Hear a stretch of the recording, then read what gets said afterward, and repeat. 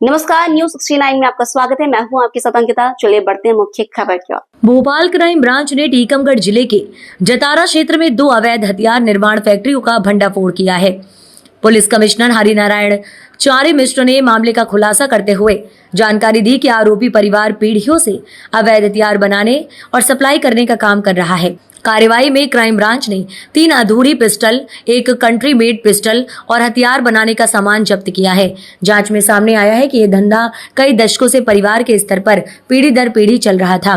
Crime branch को सूचना मिली थी कि कुछ शातिर अपराधी वाहन चोरी और अवैध हथियार के कारोबार से जुड़े हैं। इसी सूचना पर टीम ने निशादपुरा इलाके में दबिश दी और 3 संदिग्धों को हिरासत में लिया। इनके कब्जे से 3 चोरी के वाहन बरामद हुए, जिन्हें हनुमानगंज थाने के सुपुर्द किया गया। पूछताछ में आरोपियों ने बताया कि मुख्तार खान इस नेटवर्क से जुड़ा है। उसे हिरासत में लेकर तलाशी लेने पर एक पिस्टल बरामद हुई। मुख्तार ने खुलासा किया कि यह हथियार उसे सुरेंद्र विश्वकर्मा से मिला था। सुरेंद्र ने टीकमगढ़ में उन्नत स्तर की अवैध हथियार फैक्ट्री स्थापित की थी। पुलिस जांच में यह भी सामने आया कि सुरेंद्र और उसका परिवार करीब 40 वर्षों से हथियार निर्माण में संलिप्त है। सुरेंद्र का पिता आनंदी विश्वकर्मा लेथ मशीन से कृषि उपकरण बनाने के नाम पर हथियार तैयार करता था। इसी तकनीक को उसने अपने परिवार और रिश्तेदारों को सिखाया। हैरानी की बात तो यह है कि जेल जाने के बावजूद परिवार ने कारोबार बंद नहीं किया, बल्कि सुरेंद्र ने अपने बेटे धर्मेंद्र और नाबालिग पोते को भी इस काम में कर लिया शामिल। फैक्ट्री में हथियार बनाने के लिए उन्नत मशीनें और विशेष उपकरण लगाए गए थे। पहले कल पुर्जे बाहर से मंगाकर असेंबल किए जाते थे, लेकिन अब सारे पार्ट्स स्थानीय स्तर पर ही बनाए जाते हैं। कारोबार को छुपाने के लिए दूरस्थ वेयरहाउस का इस्तेमाल किया जाता है। संगठित अपराध के विरुद्ध पुलिस लगातार गंभीरता से कार्रवाई कर रही है और संगठित अपराध की इस कड़ी में पिछले दिनों जहां ड्रग्स के खिलाफ भी बड़ी कार्रवाई हुई थी, वहीं अवैध हथियारों के विरुद्ध भी पुलिस लगातार संजीदगी से इसके लिए प्रयासरत थी। और इस कड़ी में क्राइम ब्रांच को खासतौर पे एक बड़ी सफलता मिली, जिसमें कि एक सूचना पर एक व्यक्ति को पकड़ा गया 2-3 दिन पूर्व, और उसके पास से एक अच्छी सोफिस्टिकेटेड एक वेपन मिला, एक पिस्टल मिली, और उसके साथ एक मोटरसाइकिल भी मिली जो चोरी की थी।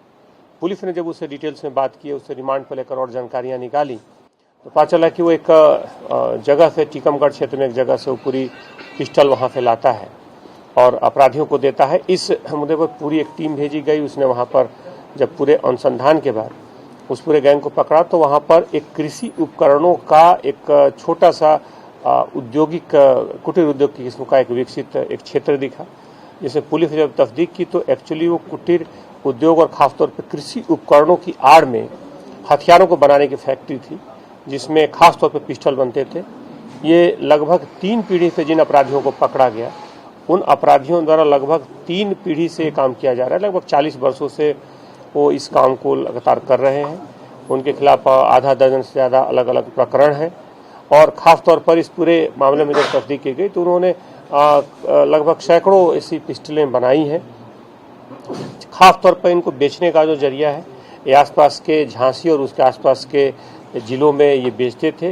इनका एक अंतर्राज्यीय नेटवर्क है, जिसमें इन पिस्टलों को एक परिष्कृत किस्म के पिस्टल्स हैं जिनको अपराधियों तक पहुंचाते थे। खासतौर पे सीमावर्ती इलाकों का फ़ायदा उठाते हुए, सीमावर्ती इलाके का, ये दूसरे सीमा पार के जो दूसरे खासतौर पे राज्य के दूसरे तरफ जो कुछ अपराधी थे, और इसमें झांसी के कुछ ऐसे लोगों का नाम आया है जिनसे इनका संपर्क था। बहरहाल इनको पकड़ लिया गया है। इनके एक निशानदेही पर फिर एक दूसरी जगह की भी सूचना मिली जहाँ पर बनाया था। दूसरे गाँव में पुलिस ने 2 जगहों पर अलग अलग कार्रवाई की। वहाँ से भी कुछ ऐसे खासतौर पर उपकरण पाए गए जिनका कृषि उपकरणों के नाम पर रखा गया था, और जहाँ पे जो सामान मिले हैं वो सामान बहुत बड़ी संख्या में मिले हैं, जिससे खासतौर पर इस तरह के परिष्कृत पिस्टल्स बनाए जा सकते हैं। पूरी टीम को इसमें 30,000 रुपये के पुरस्कार से पुरस्कृत भी किया गया है। DCP crime additional CP Pankaj और पूरी टीम ने इसमें काफ़ी सक्रिय भूमिका निभाई है, और पूरी टीम को इसमें पुरस्कृत किया गया। फिलहाल इस खबर में इतना ही। आप बने रहिए न्यूज 69 के साथ। नमस्कार।